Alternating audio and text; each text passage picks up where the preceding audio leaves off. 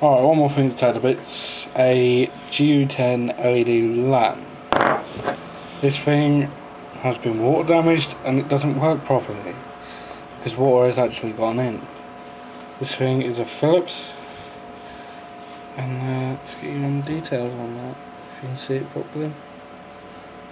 I'll give it a quick read. It is 3 watt GU10 and it's a 3000K, and it's 220, 240 volt, 50, 60 hertz. Let's take it to bits. I took it out to bits. There's not really much to it, to be honest. Let's see if this one will let me in. Yeah, of course it will.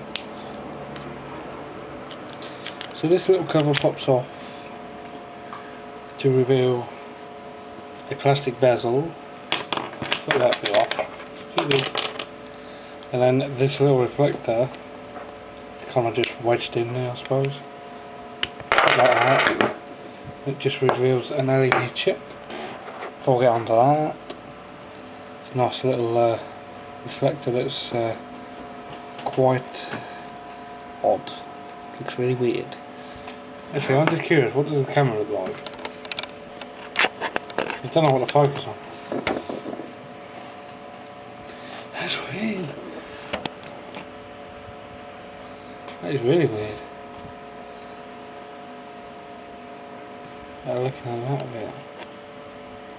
No, I best not, because I'll scratch the screen. But, anyway, that's a nice little plastic reflector.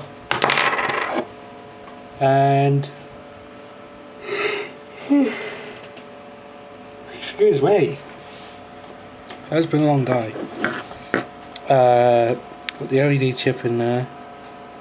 It looks like it's quite unhappy, but I can't get over what's on this. It looks like silica. It's squidgy inwards. Weird. So if I try and find a screwdriver that will fit that. I did have one, but I put it somewhere and I've lost it now. Oh, I fucking hate it when that happens. I want it to fit. Alright, this will do.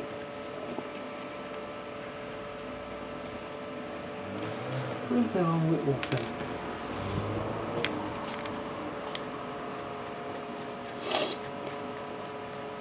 So the housing on this is L.E.D GU10.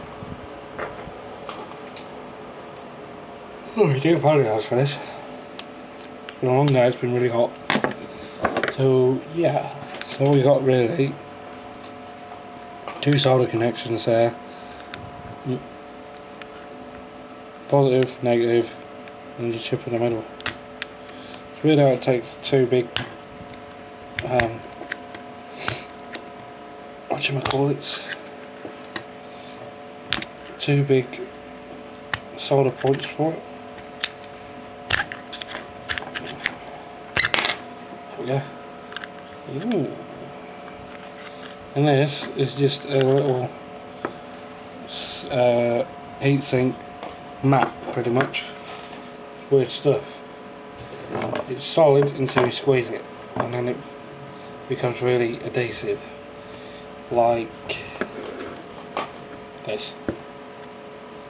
It just sticks to everything. Oh shit. Scratch the worktop. Oops a daisy. But that's pretty much it. It's really weird stuff. Scrunches together.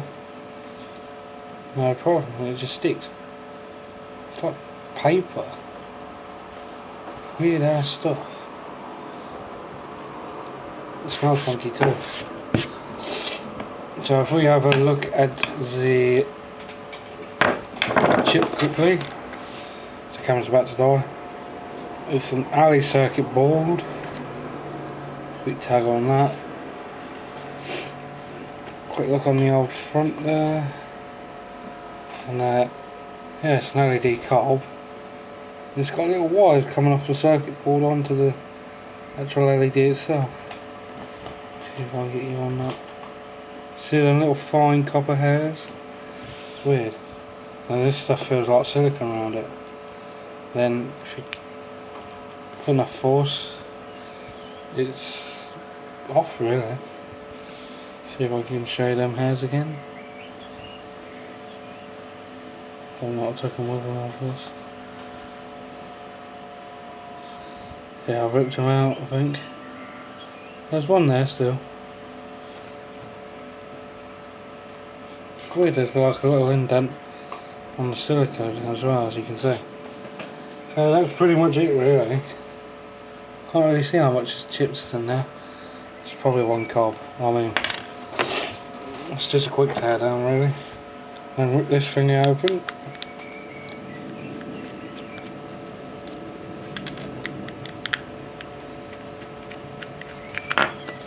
Like I said, this is an alley housing, enclosed with plastic.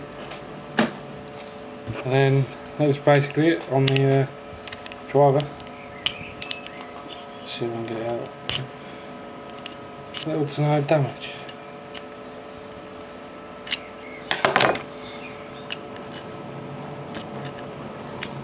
Okay. And all it uses really. Oh, I better short these out, shouldn't I?